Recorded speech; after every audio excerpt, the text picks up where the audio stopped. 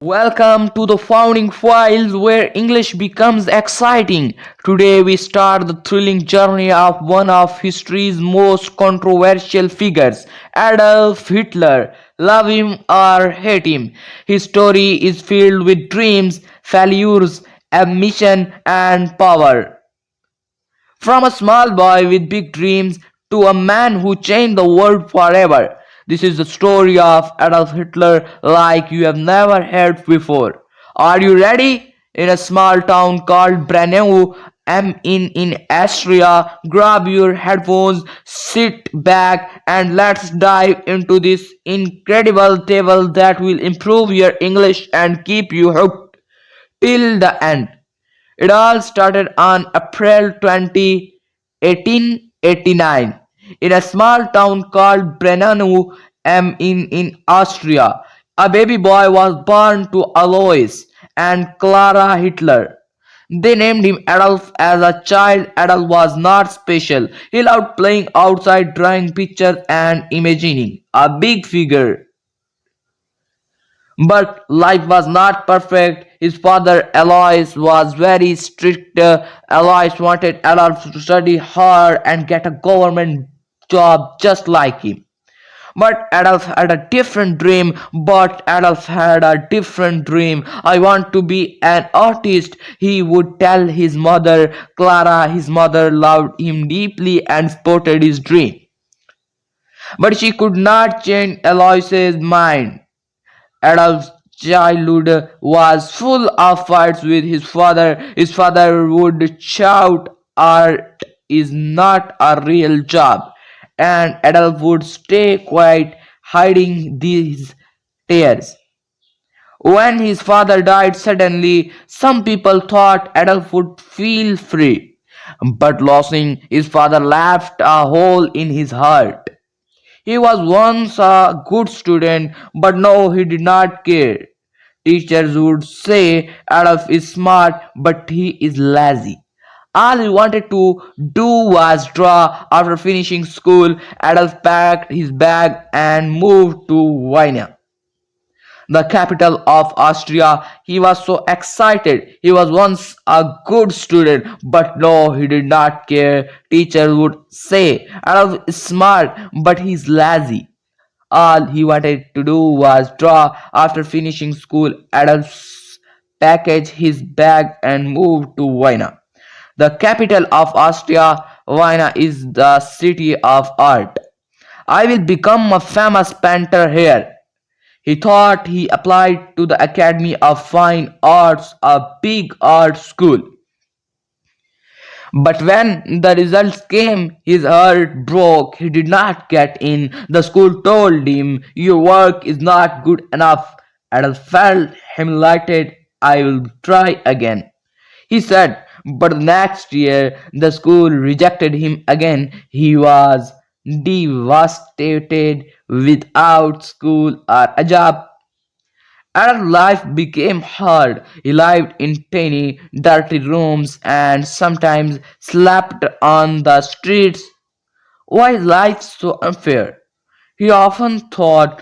During this time Adolf's mother passed away. He was alone and angry. He started to blame other people for his failures. "It's not my fault," he would say. In 1914, everything changed. World War I started, and Adolf started a chance to make his life many powerful.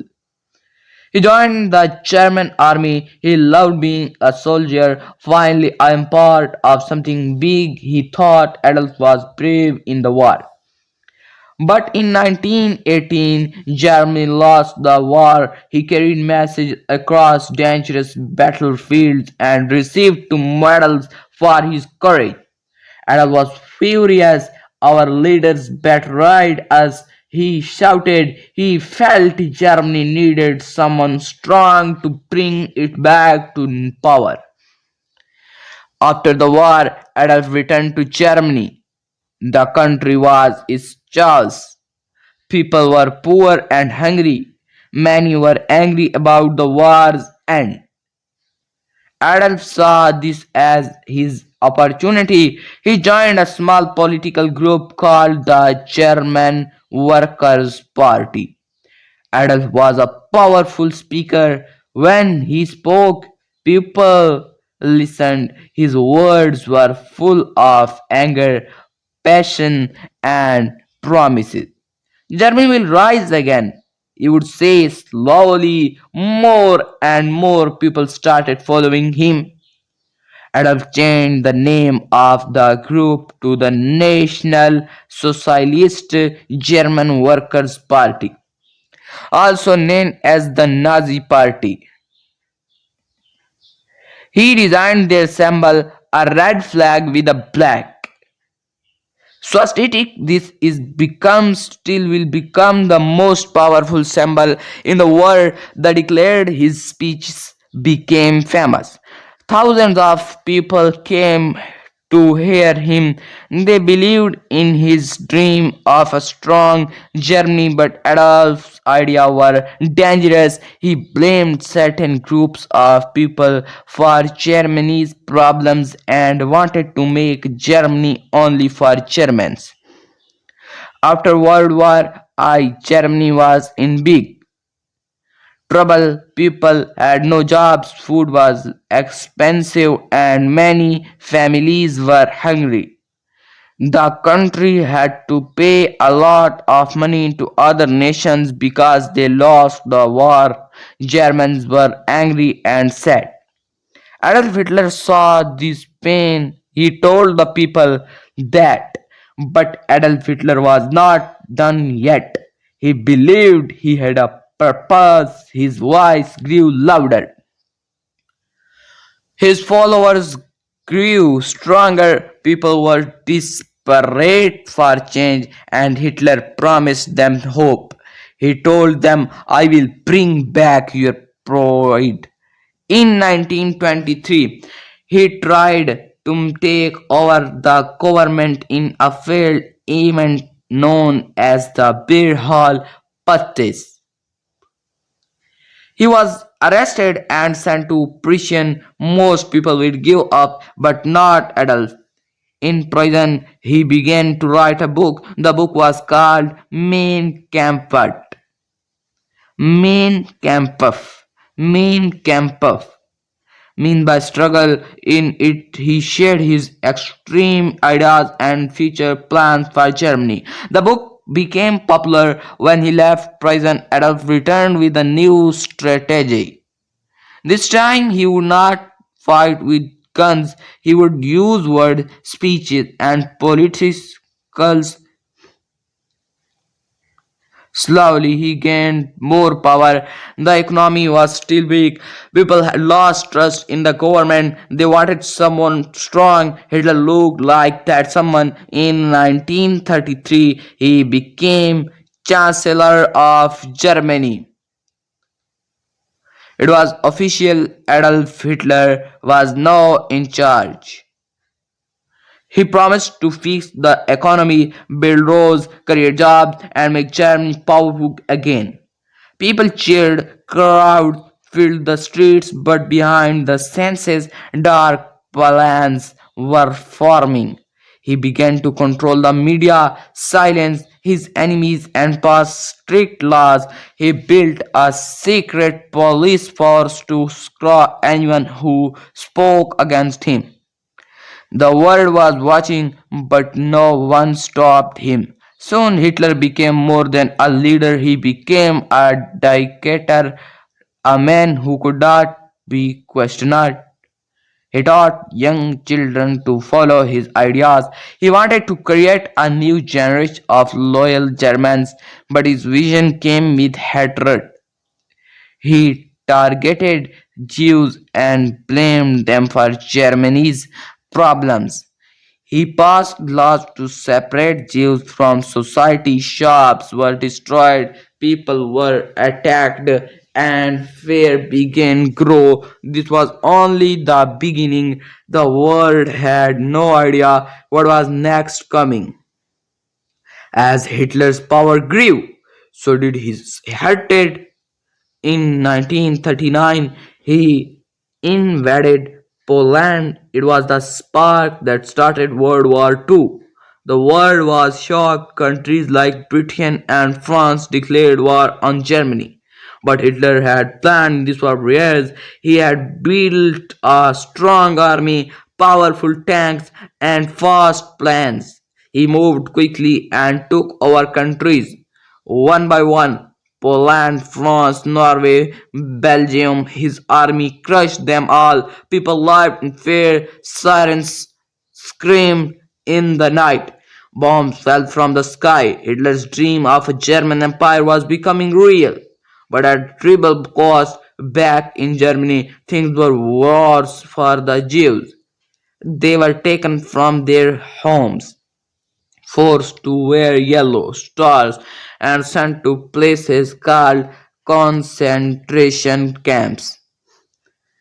There were not just prisons, they were places to death. Millions of innocent people, including children, were killed. Hitler called it a solution, but it was currently beyond imagination. Some Germans supported him, others stayed silent out of fear.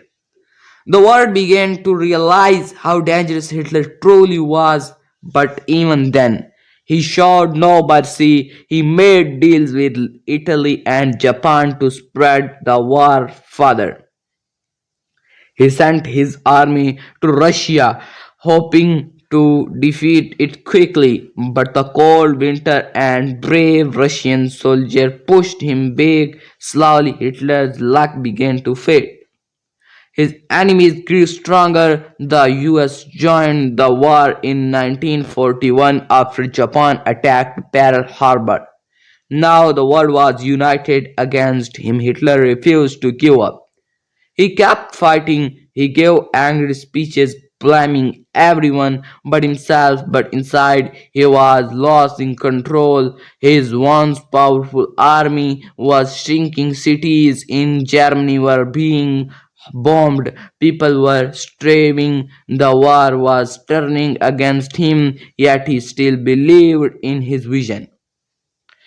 Even when it was falling apart by 1945, the world was burning and Hitler's dream was turning into dust. Allied forces closed in from all sides. City once full to provide were now covered in ashes. Berlin was surrounded. Hitler, hiding deep in a bunker underground, refused to accept defeat. His voice, once full of power, now echoed in silence. He ordered attacks that never happened. He trusted no one, not even his closest men. On April 30, 1945, as bomb exploded above him, Adolf Hitler took his own life. The war in Europe ended days later. People celebrated, cried, and mourned. The monster was gone, but the damage he left behind, millions dead. Cities destroyed, families shattered, cloud never be undone. The world looked around at the ruins and asked, how did we let this happen?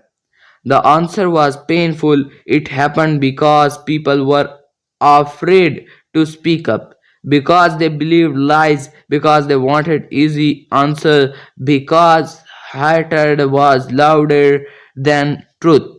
Hitler did not rise alone, he rose because people followed him. Some behindly, blindly, some diligently, some silently, and that silence cost the world dearly. After the war, the world made a promise: never again nations came together to build peace. The United Nations was formed, war criminals were judged at the Nuremberg trials, books were written, films were made, museums were built to remember what happened. But the most important reminder was in the hearts people who lived through it. Survivors told their stories. Children grew up with scars in their minds. And the world tried to learn, but today, decades later, the world is not perfect, it still exists, wars still happen, people still divide each other by race, religion, and ideas. That's why this story matters. Because history is not just the past, it's a warning, a mirror, a teacher. Adolf Hitler's story is not just about a man, it's about the power of ideas and how dangerous they can when mixed with fear. It's about how and voice can influence millions for better or worse. It's about what happens when truth is ignored and hate becomes law. So, what do we do with this story now? We do not forget it, we do not hide it, we face it, learn from it, and teach it. Not just remember the horror, but to feel, build a better future. If you are watching this, you are already one step ahead. You have chosen to learn to ask questions, to improve your English and your mind at the same time. And that's powerful because knowledge is the first step to change. Before we end, let us remember those who suffered, those who died, and those who stood up. Let us promise that we will never let hate rule our hearts. Let us speak for peace, for truth, for unity, because the past cannot be changed, but the future still belongs to us. This was a founding files where English becomes exciting and history becomes human. Thank you for joining this journey. We hope it made you think, reflect, and learn. And remember, the most powerful weapons in the world is not a gun, it's not an army, it's an idea. Choose your ideas wisely. Until next time, keep learning, keep questioning, and never stop seeking the truth. Now it's your turn. Leave a comment below using one new English word you learned. Today, let's grow together. Goodbye and peace be with you.